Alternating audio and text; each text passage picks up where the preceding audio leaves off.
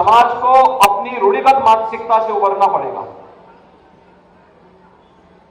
और मैं इस बात के लिए आदरणीय रक्षा मंत्री जी को और आदरणीय प्रधानमंत्री जी का हृदय से आभार व्यक्त करता हूं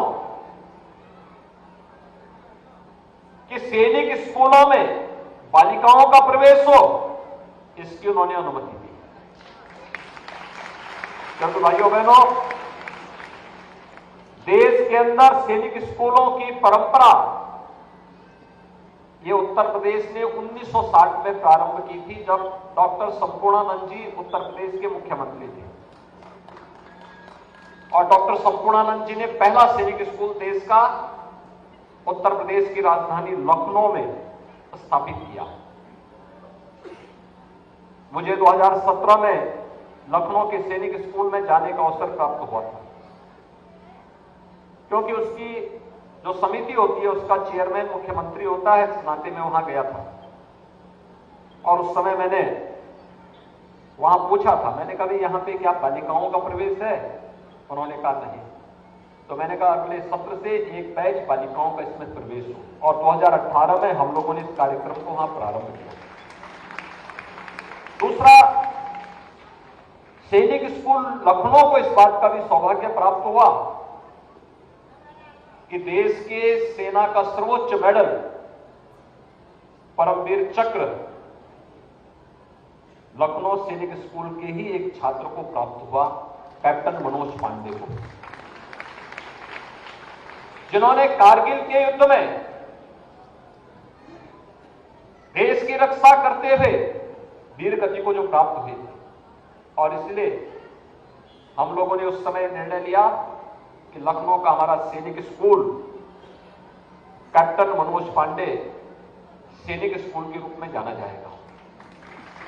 और आज सैनिक स्कूलों को हमारे बालकों के मन में, बालिकाओं के मन में सैनिकों का अनुशासन आ सके।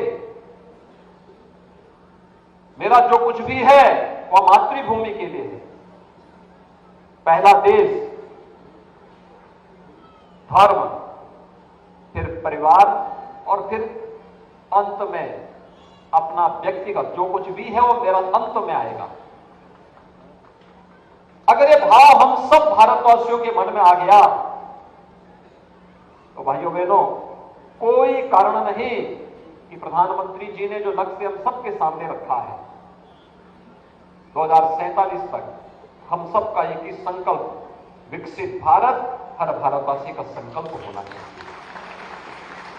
विकसित भारत के संकल्प को पूरा करने के लिए अगर हम सब एकजुट होकर के कार्य करना प्रारंभ कर लें,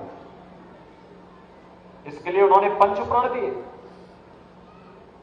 ये पंचप्रण हर भारतवासी के लिए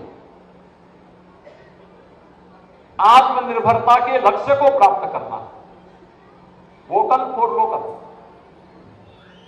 स्थानीय चीजों पर प्राथमिकता के साथ उसे आगे बढ़ाने का प्रयास, लेकिन गुलामी के अंशों को सर्वथा समाप्त करना, विरासत का सम्मान करना, तो समरसता और एकता और अखंडता के लिए कार्य करना, और अंत में नागरिक कर्तव्य। हम सबके नागरिक कर्तव्य क्या हैं? इन नागरिक कर्तव्यों के प्रति भी अगर हर व्यक्ति जागरूक होकर के कार्य करता है तो भाइयों बहनों, कोई कारण नहीं कि पंचप्राण 2047 आते आते भारत को दुनिया की एक बड़ी ताकत के रूप में स्थापित कर सके। कोई इसको रोक नहीं सकता है। हम लोग इस बात को हमेशा से जानते रहे हैं। जब अयोध्या में श्री राम जन्मभूमि मंदिर आंदोलन चल रहा था, पूज्य संतों के सानिध्य में राष्ट्रीय स्वयंसेवक संघ और के मार्गदर्शन में विश्व हिंदू परिषद इस आंदोलन को नेतृत्व प्रदान कर रहा था।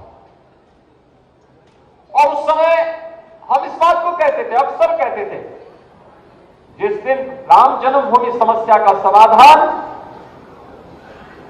भारतवासी स्वयं कर लेंगे, जिस दिन हर सनातन धर्मावलंबी एक स्वर से अयोध्या की ओर जय श्री राम की होकार करेगा, उस दिन राम जन्मभूमि की समस्या का समाधान अपने आप हो जाएगा। और अभी आपने देखा आदरणीय प्रधानमंत्री जी 30 दिसंबर को अयोध्या धाम पहुंचे थे। पहले अयोध्या की जो इंफ्रास्ट्रक्चर था ना, वहां की सड़कें,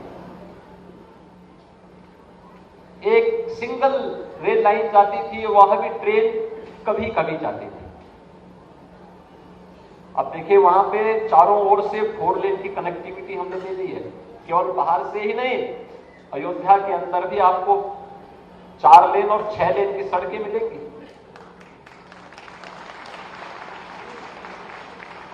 बाईस जनवरी के बाद जाकर के थोड़ा अयोध्या धाम को देखिए, आपको त्रेता युग याद आ जाएगा।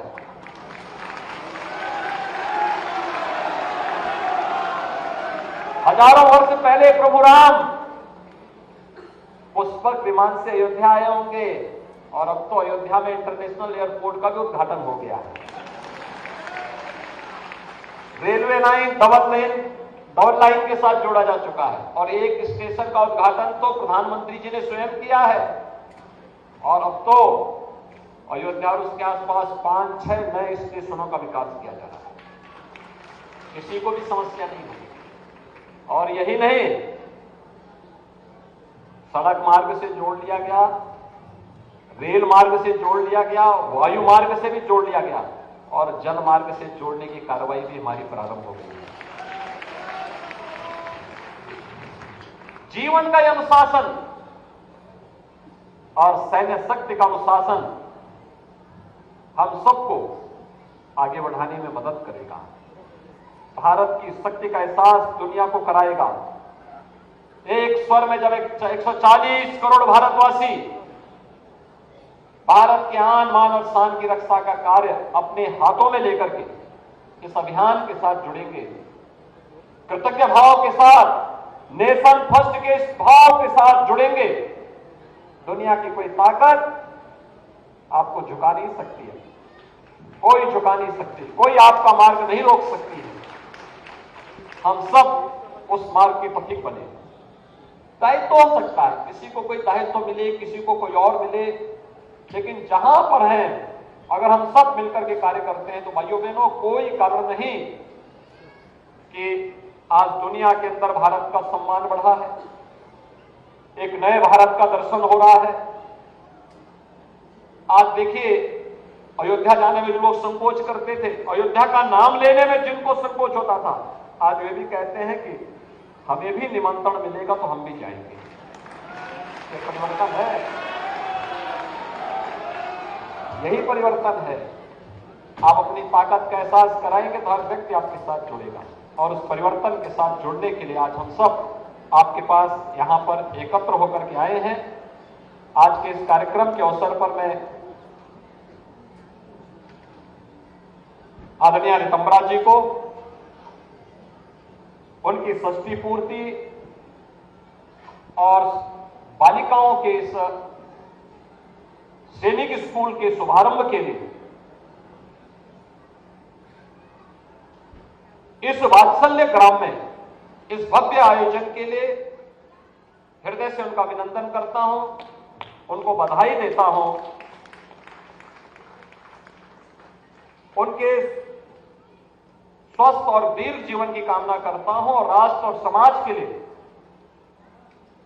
जो समर्पण का भाव उनके पूज्य गुरुदेव ने और उन्होंने पूज्य संतों के साथ मिलकर के आगे बढ़ाया है, वह पूरे संत समाज के लिए अनुकरणीय उदाहरण है।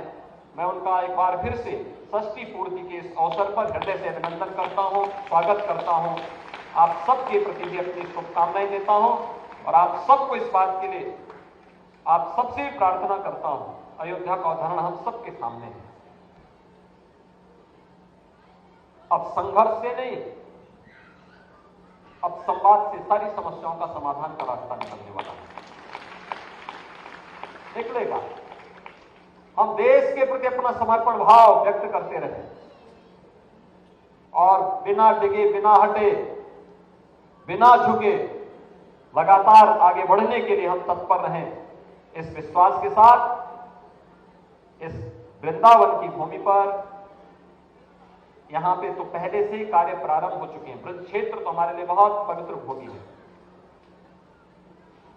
यहां पे हम लोगों ने पहले से नगर निगम को मथुरा वृंदावन के नाम पे पहले से नगर निगम भी बन गया है।